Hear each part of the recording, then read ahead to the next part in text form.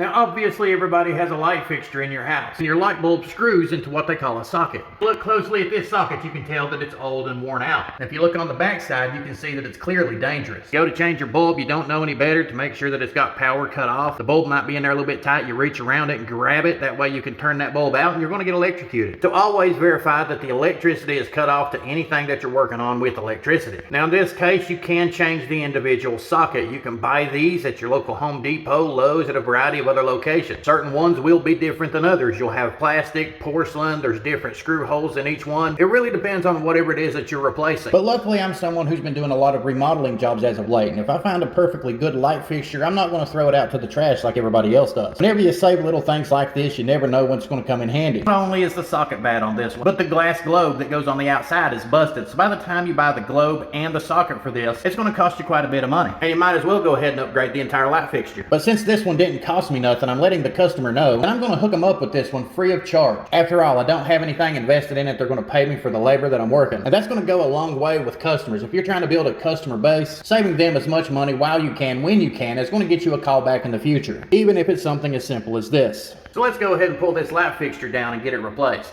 Now I've already verified that the power is cut off of this light fixture. We got two flathead screws that's holding it in place. So we're going to take our screwdriver here and loosen those up. It doesn't take much, just loosen them a little ways down, that way you can twist this off here. Because if these are installed properly, they should be hooked into the box up above.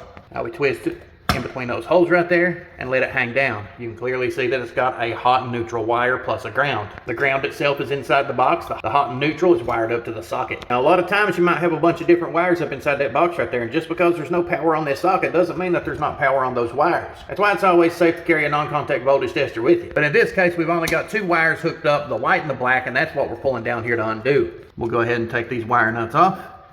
Now we're ready to pull it off here. Now, most of these just clip in place if you was to change one of these. In this situation, a little bit of tension right here, so we put our flathead screwdriver in there and turn, and it'll pop it right out.